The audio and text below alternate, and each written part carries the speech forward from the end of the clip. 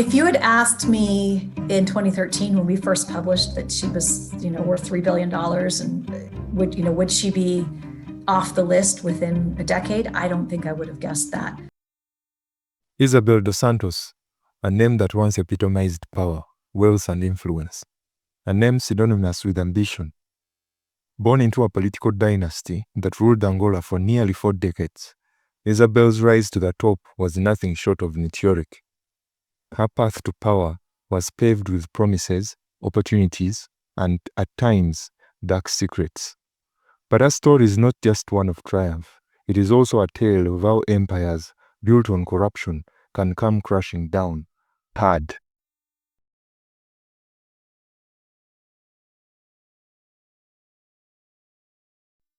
Isabel was born in Baku, Azerbaijan, in 1973, a place far removed from the African soil that would one day become the stage of her incredible rise. As the daughter of José Eduardo dos Santos, who ruled Angola with an iron fist for 38 years, Isabel's life was destined to be anything but ordinary. From the moment she entered the world, power was in her blood, wealth was at her fingertips, and the future seemed written in gold. Angola, a country ravaged by civil war, a country that, despite its vast wealth in natural resources, remained one of the poorest in the world. But as a child of a president, Isabel lived in a world far removed from the struggles of the average Angolan. She lived in the halls of power, and she learned early that to wield power, one had to seize it through any means necessary. As a young girl, Isabel's life was one of privilege. While her peers were forced to endure the hours of Angola's civil war, Isabel was sent abroad to Europe, where she would receive the kind of education few Angolans would ever dream of. London became her second home, a city where Isabel would not just study, she would plot her ascent into a world of high-stakes finance and international business. At King's College in London, Isabel honed her skills in engineering, but it wasn't the equations or the theories that captivated her. It was the world of high finance, of global power, and the art of corporate maneuvering. She was exposed to a network of influential people, powerful men, and women who would help her achieve the unimaginable. But Isabel's ambitions weren't simply born of greed. They were born from a deep understanding of the world she was entering. Her father, the president of Angola, had built his empire over decades, controlling the country's vast oil reserves and consolidating power in his hands. Isabel, though a product of privilege, had savvy to know that the game was about to change, and she was ready to play. In the late 1990s, the winds of change began to sweep across Angola. The brutal civil war was winding down, the country was inching towards peace, and for the first time in decades, opportunities were emerging for those who had the courage to seize them. Isabel, with her international connections and strategic vision, saw an opening.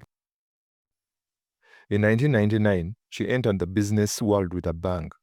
Isabel co-founded Fugitive, a telecommunications company that would dominate Angola's mobile phone market. The company was an instant success, partly because of its location in a country where mobile communication was in its infancy, but also because Isabel had the only thing most entrepreneurs didn't: direct access to the government and the state-run oil company Sonangol. Behind every successful business, there are hidden forces at play.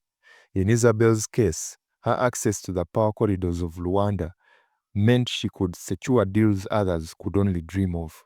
The government's monopoly over the country's oil industry gave Isabel unparalleled leverage in the world of business. She wasn't just playing the game, she was rewriting the rules. By the mid-2000s, Isabel's influence spread far and beyond the borders of Angola. Her business interests spanned telecoms, banking, construction, and even media. But the darker side of her wealth began to surface. According to the Luanda Leaks investigation, Isabel's business empire was built not on innovation and skill, but on exploitation, cronyism, and the manipulation of Angola's public resources for her personal gain. By 2013, Isabel dos Santos had become Africa's richest woman. With a fortune estimated at over 3 billion, she was not just wealthy, she was untouchable. She owned luxury properties in Lisbon, yachts that sailed the Mediterranean, and private jets that carried her across the globe. But her wealth wasn't just a reflection of business acumen. It was the result of her ability to use her father's power to control the country's most lucrative industries. She was the queen of Angola's business world. Her investments were vast and diverse. She had stakes in Zone Multimedia, Portugal's biggest telecommunications company, the real estate sector in Lisbon, and even in global banks. But while her fortune grew, so did whispers of corruption. Isabel wasn't just playing by the rules of business. She was rewriting them entirely. According to Forbes, Isabel's wealth was built on access to the state's coffers. She had used her father's presidency to secure profitable deals that bypassed normal regulations. In 2015, when Angola's state oil company Sonangol was found to have been involved in corruption practices, Isabel's name was linked to shady deals that involved vast sums of public money being funneled into offshore accounts. Isabel dos Santos had conquered Angola, but no empire, no matter how powerful, can last forever. In 2017, the winds of change blew once again, this time within the walls of Angola's government. José Eduardo dos Santos, after 38 years in power, stepped down, handing the presidency over to João Lourenço. At first, the transition seemed like a peaceful one, but Lourenço had promised to rid Angola of corruption, and the dos Santos family was at the top of the list. The shift in power marked the beginning of Isabel's downfall.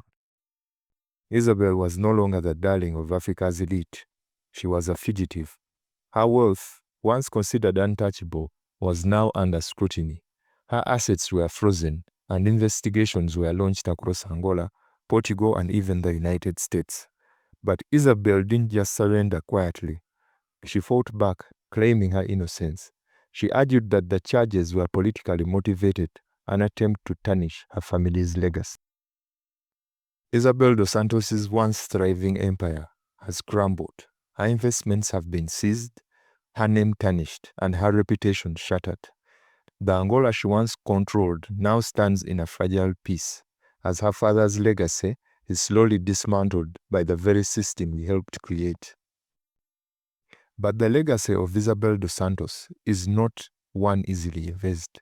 She will forever be remembered as a woman who rose from the ashes of war, who built an empire on the backs of her people, and who fell just as hard as she had risen. The question remains, what price did she pay for ambition? Was it worth it? Or did the lust of power lead her down a path of no return?